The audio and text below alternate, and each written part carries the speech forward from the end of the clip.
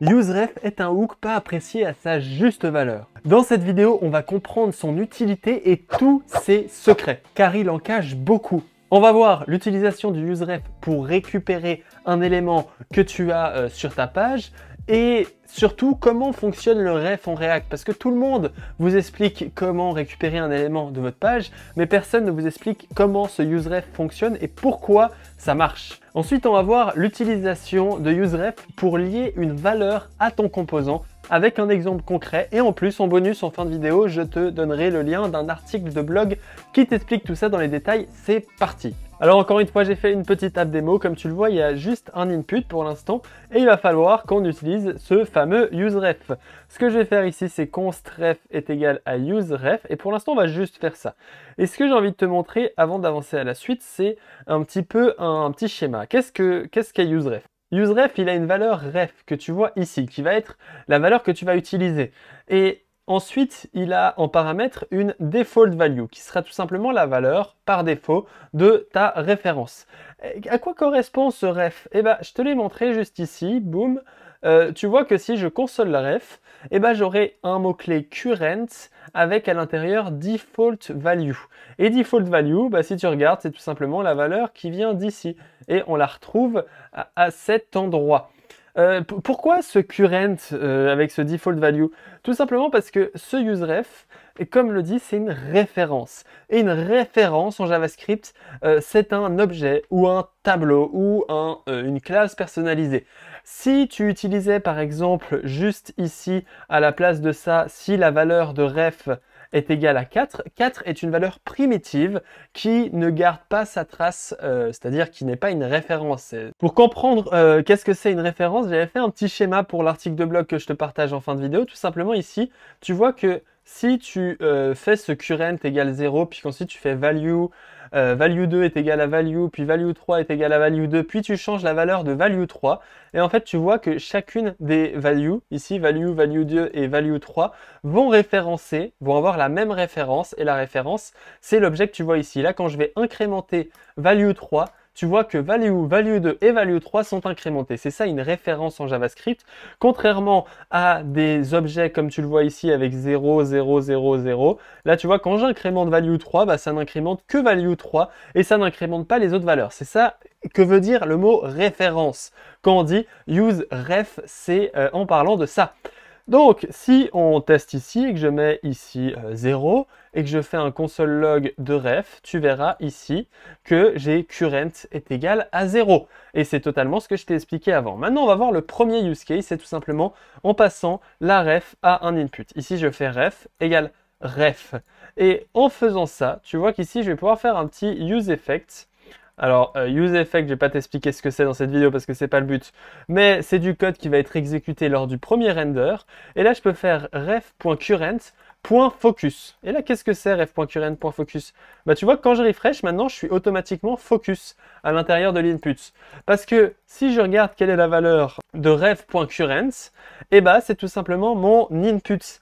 Ce qui fait que je peux interagir avec mon input ici. ref.current.style.background est égal à red. Et là, tu vois que boum, mon background vient de passer à red parce que je modifie ma référence dans mon DOM.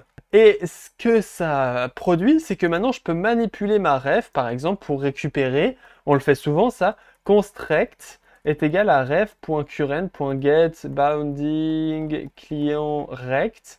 Et ça va te permettre de récupérer la taille et la position de ton élément dans le DOM. Tu vois ici DOM rect, bottom, etc. Ça te permet de récupérer les informations concernant ton élément. Maintenant, à quoi ça sert? Bah, comme je te l'ai montré, à récupérer ces fameux éléments, mais comment ça fonctionne? Ce que aucun tutoriel ne t'explique, c'est que ref, en fait, c'est assez con. Dans ce ref, ici, je peux passer une fonction. Et ici je pourrais écrire input, et là, console log de input. Et tu vas voir que ça, je vais commenter pour en attendant. Et quand je refresh, tu vois que bah, ça m'affiche. Mon console log d'input se passe bien. Lors du premier render, React appelle la fonction ref avec une callback function qui passe en paramètre l'input. Comme tu peux le voir ici, c'est exactement ce que je suis en train de faire. Je passe en paramètre l'input.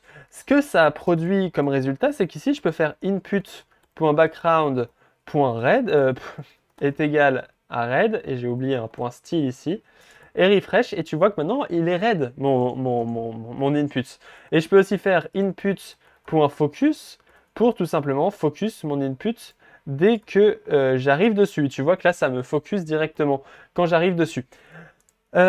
Et en fait, ce que ça fait, si j'ai envie de recoder le ref, ce que ça fait, c'est ref.current est égal à input. Et c'est ça que ça fait sous le capot. C'est qu'on vient juste reset la valeur de ref.current avec input. Et tu vois que maintenant, si je réaffiche mon console, mon useEffect ici, et ben ça fonctionne exactement la même chose. Juste que quand je fais ref est égal à ref, c'est un shorthand créé pour React qui te permet de faire ce ref qui va sur ref.current est égal à input automatiquement. Si tu galères avec cette histoire de render, de JSX, de React DOM, tu as dans la description accès à cette vidéo, une masterclass d'1 heure sur React DOM et JSX. Je te laisse regarder ça. C'est vraiment une masterclass. On se retrouve dans cette vidéo. Voilà pour la première partie de ce useRef. J'espère que tu l'as compris. Ça permet de récupérer la référence d'une valeur dans le DOM. Et la fonction ref prend en paramètre une callback function qui a comme paramètre la référence ou une référence, et dans ce cas-là, elle va automatiquement lui assigner current étant que la valeur de l'input. Pour la deuxième partie de cette vidéo, ce que je voulais te proposer, c'est d'utiliser ref comme une valeur, tout simplement, comme une valeur qu'on utilise. Tu vois qu'ici, je vais faire un bouton test, et ici, je vais plus l'assigner cette ref, je vais l'utiliser juste comme ça. Et ce que j'ai envie de faire, c'est qu'on va faire une ref qui va s'appeler isButtonClicked. Ok, et on va faire un onClick ici. Je vais rajouter une fonction const onClick est égal à une fonction qui va ici et qui affiche console.log clicked. Et si il a déjà été clicked, isButtonClicked.current, et ben ce que je vais faire, c'est que je vais faire already clicked. isButtonClicked, on va le mettre de base à false. Et ici, on va rajouter un return. Et ici, on va faire isButtonClicked.current est égal à true. Qu'est-ce que je suis en train de faire ici, tout simplement? Là, je vais faire un onClick et je vais appeler onClick. On sauvegarde, on save. Et tu vois que là, la première fois que je clique sur mon bouton, ça écrit clicked. Mais la deuxième fois que je clique sur mon bouton, ça m'écrit already clicked. Et maintenant, chaque fois, ça va m'appeler already clicked et already clicked. Quel est l'avantage de faire ça? Pourquoi j'ai fait ça? Tout simplement pour te montrer que cette référence, elle m'a permis de stocker une valeur pour mon application. Ce qui fait que maintenant, je peux utiliser cette valeur dans des fonctions qui vont me permettre d'interagir avec, le code JavaScript et de stocker une valeur dans mon composant qui sera lié, scopé à mon composant. Ici, pour t'expliquer un peu pourquoi est-ce que j'utilise pas un state? Pourquoi ne pas utiliser un state ici? Parce que isButtonClicked, ce booléen, n'est pas affiché dans la vue. Et là, tu te dis, mais qu'est-ce que ça fait si on l'affiche dans la vue? Bah, regarde, si j'affiche un P ici avec json.stringify de isButtonClicked, tu vas voir assez facilement que current est égal à false. Ok? Mais maintenant, quand je clique, et ben là, il vient de passer à true, mais il n'a pas changé l'interface. Regarde ma vidéo de useState pour comprendre ça, mais tout simplement parce que je n'ai pas provoqué de re-render en modifiant cette référence. Ce qui fait que le current ici reste à false, et c'est totalement normal, c'est ce qu'on veut, parce que le but de stocker une valeur dans une référence, ça ne permet de ne pas influencer le render. Pour te montrer ça, dans mon article de blog, j'ai fait un petit exemple ici. Tu vois que je fais trois exemples, trois façons de stocker une valeur différente. Il y a là une variable, genre tu écris juste let variable en dehors de ton composant. Ensuite, tu mets un const state et un const ref ici. Quand tu cliques sur incrément state, ça incrémente le state, incrément ref, ça incrémente la ref, et incrément variable, ça incrémente la variable. Ici, tu vois que j'ai les boutons et le rendu, il est ici. Maintenant, quand je vais cliquer sur incrément state, ah, ça marche. Et tu vois que quand ça passe en vert, ça veut dire que tous mes composants viennent d'être re-render. Ok, tous re-render, tous re-render, tous re-render. Maintenant, quand je clique sur ref, cette fois-ci, il se passe rien. Rien, rien, rien. J'ai cliqué 4 fois, il ne s'est rien passé. Et maintenant, quand je clique sur variable, 1, 2, 3, 4, il ne s'est rien passé. Mais là, quand je vais cliquer sur le state, je vais provoquer un re-render, ce qui va actualiser le JSX de mon DOM. Et là, quand je clique ici, on vient de passer à 4 et 4 ici, Parce que quand tu modifies le state, tu provoques un re-render. Les refs ne sont pas faites pour être affichées dans la vue. On n'affiche pas une ref dans le JSX. Ce que tu vois que je fais ici, c'est interdit. On n'affiche pas de ref dans le JSX.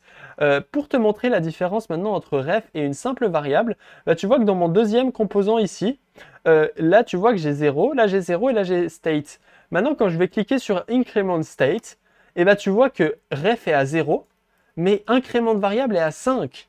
Et si je clique ici 2 fois pour passer à 6, tu vois que maintenant c'est à 6, et que je clique là, ça passe à 6. La variable n'est pas scopée à notre composant. Elle est, peu importe combien de fois tu instancies le composant, elle va exister. Pour te montrer quelques usages de ce de cette ref, par exemple, ici un onDebounce, tout simplement quand tu vas écrire dans ce texte, à partir de quelques secondes, ça va t'afficher debounce. Tu vois qu'ici j'écris un peu, à partir de quelques secondes, c'est écrit debounce. Bah là, j'utilise une ref pour stocker le timeout. Set timeout, debounce.current est égal à set timeout et ça me permet de faire un debounce. Deuxième exemple, ce canevas. Tu vois qu'ici, je peux dessiner des trucs dans ce canevas. Bah, tu vois que le canevas, c'est une ref. Est-ce qu'il est en train de dessiner, c'est une ref. Et la mouse position, c'est une ref. Tu vois le code ici et ça te permet de faire ce genre de truc. Voilà pour cette vidéo. Ref est très utile. Il n'est pas assez utilisé. Et j'espère que cette vidéo t'a enfin fait comprendre useRef correctement. N'hésite pas à regarder la vidéo masterclass dans la description qui va te faire comprendre React DOM, le JSX, qu'est-ce qu'un render, comment ça fonctionne, comment apprendre React. Bref, il y a vraiment une masterclass qui se passe juste en dessous de la vidéo dans la description. Je te conseille d'aller la regarder. En plus, en ce moment, je suis dans un lancement. Donc, tu as une promo encore qui dure 2 jours. Run, mon ami. Et on se retrouve dans cette masterclass. Merci d'avoir regardé cette vidéo. N'hésite pas à t'abonner à ma chaîne YouTube et à liker et surtout à commenter. J'adore les commentaires parce que ça me sauce. Apparemment, je suis le Ken C12 français. Ici, je vous mets le commentaire d'après un commentaire il n'y a pas longtemps. Merci de me regarder, merci de me suivre. Et on se retrouve dans une prochaine vidéo sur React ou pas. Je rigole, mais imagine quand même. Allez, ciao, ciao.